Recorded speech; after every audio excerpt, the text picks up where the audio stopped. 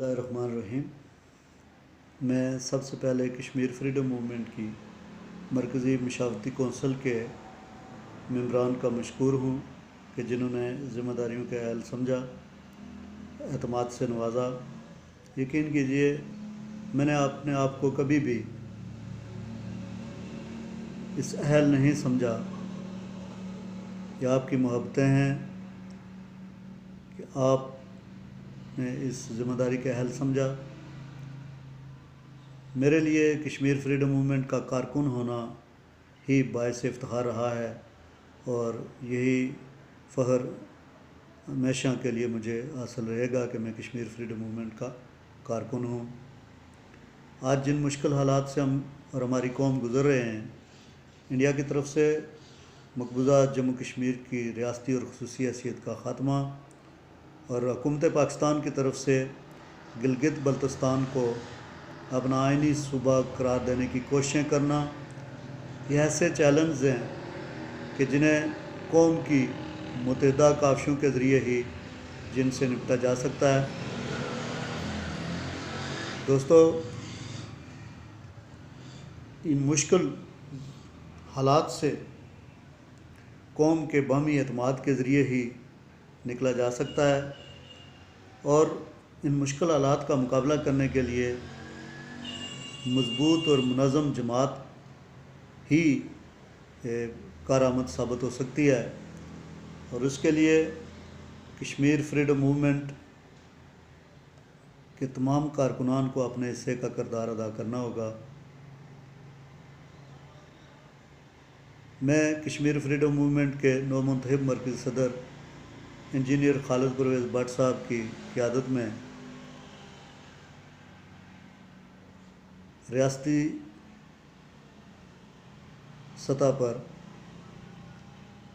ریاست جموں کشمیر کے آزادی کی اس جدوجہد میں، ریاست کی وحدت کی بحالی کی اس جدوجہد میں ہمیشہ اپنے حصے کا کردار ادا کرنے کی کوشش کروں گا کہ جو ذمہ داریاں آپ نے مجھ پہ عائد کی ہیں۔ کشمیر فریڈم موومنٹ ریاست جموں کشمیر کی آزادی اور مادر وطن کی وحدت کی بحالی کے لیے اور ایک آزاد اسلامی جمہوری فلاحی ریاست کے قیام کے لیے اپنی جدوجہد جاری رکھے گی۔ یہ ہمارا عزم ہے، اور اس جدوجہد کو کامیاب کرانے کے لیے آپ کے ساتھ کی اشد ضرورت ہے۔ میں ریاست جموں کشمیر کی آزادی کے لیے کاوشیں کرنے کے لیے کوششیں کرنے والے ان تمام آزادی پسند نوجوانوں کو خراج تحسین پیش کرتا ہوں، ان تمام آزادی پسند جماعتوں اور گروہوں کو خراج تحسین پیش کرتا ہوں کہ جو مادر وطن کی آزادی کے لیے سرگرداں ہیں۔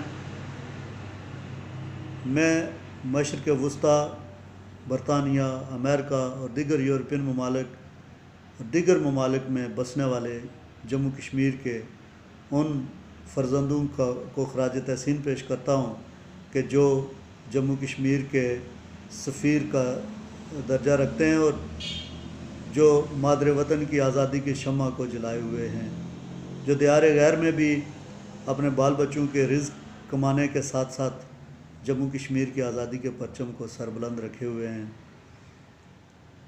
میں یہ سمجھتا ہوں کہ وہ لوگ بڑے عظیم ہیں کہ جو قومی کاز کے لیے مصروف عمل ہیں۔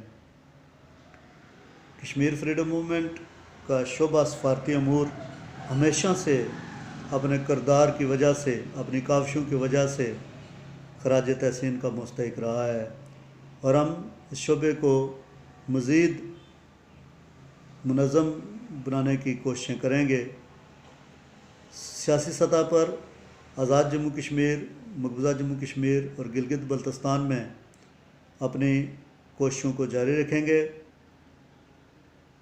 ظلم، جبر، استحصال اور لوٹ کھسوٹ کے نظام کے خاتمے کے لیے اپنی جدوجہد کو جاری رکھیں گے۔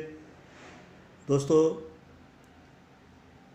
پچھلے 29 برسوں سے آزاد جموں کشمیر میں بلدیاتی اداروں کا خاتمہ کیا گیا اور ان کے الیکشن نہیں ہونے دیے گئے، اور اسی وجہ سے جو ہمارے نام نہاد اسمبلی کے ممبران ہیں وہ لوگوں کی کو جکڑے ہوئے ہیں۔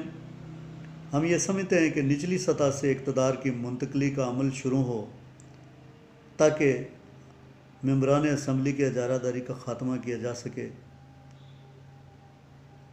گزشتہ کئی سالوں سے طلبہ یونین پر پابندی ہونے کی وجہ سے قومی سطح پر